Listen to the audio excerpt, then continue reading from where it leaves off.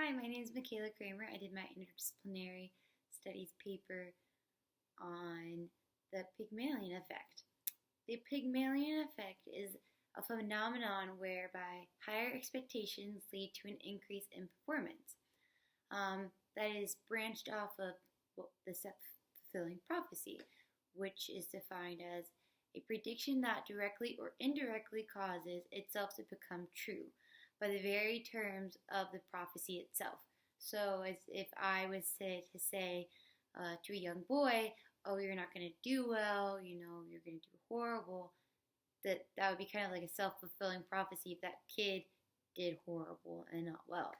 I am looking at the Pygmalion effect in classrooms.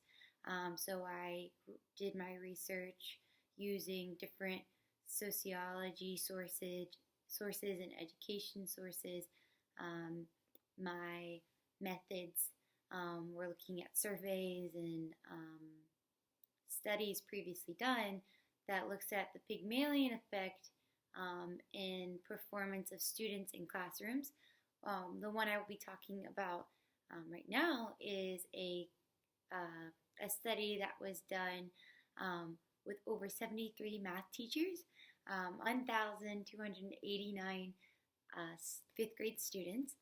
And what was done is they took several different tests, like a pre-test, a pre-survey, asking the kids kind of their level of understanding, asking the teachers what the kids' level of understanding is, asking the teachers what their perception of the children are, whether, like, if they think the child will do better in the curriculum or not. And so they took a pre-test and in math, and then they took a post-test after to see the difference between a teacher using the Pygmalion effect in between those two times. So what they found is that the class actually did significantly better. They improved in their overall scores for the math test, the post-test rather than the pre-test. And from that research, I was able to look more into other studies that were done that looks at why the Pygmalion effect is needed in classrooms, why the Pygmalion effect works, and so on.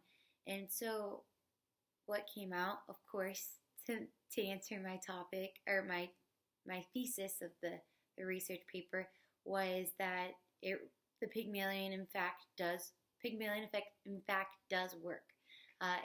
It works in increasing students' overall performance, but in the way that I looked at it was more in the grades perspective, so that I can narrow my scope a little bit more, so that wouldn't be so broad.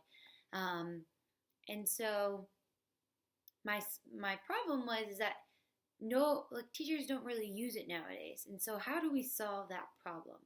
And the way to solve that problem that I found was number one, enlighten the institution. Number two, creating avenues of knowledge. And number three, application. So for number one, enlighten the institution. What my idea here is that schools need to be kind of taught how the Pygmalion effect actually works. Shown research, shown the studies and the information,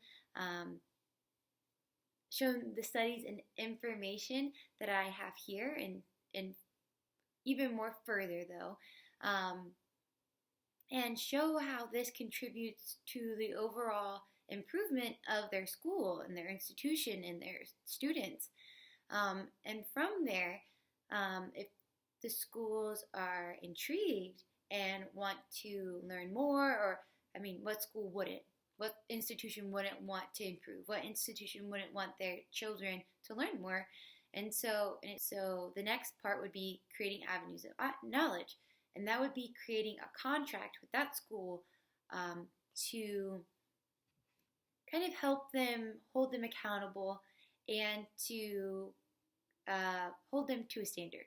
So the contract would mandate that the staff had to go to 2 workshops a year. That includes the office staff, nurses alike, and the teachers and the educators. The reason being is because the Pygmalion effect works in all areas of workspace. It doesn't just have to be the classroom. And so by mandating that the staff needs to go to 2 workshops a year, that helps them to, one, take time to really absorb material from a place where they understand the Pygmalion effect, how to apply it better, skills that do work, that they found that don't work, why they don't work, and just also for a open forum to communicate. That has been shown to help immensely between teachers. And that brings me to my third step to the solution, which would be application. A lot of times people will go to workshops and forget it the next day. And so the application portion would have a little bit more accountability. It would assign a teacher to another teacher in that school, and they would be accountability partners.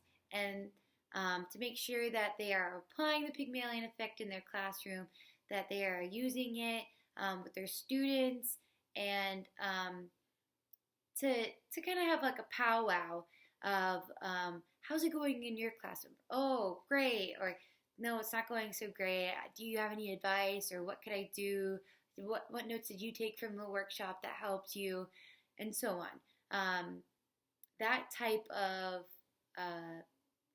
open communication, one, will help the school and help the teachers and help the students.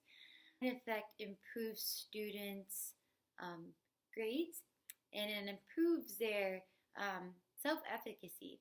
And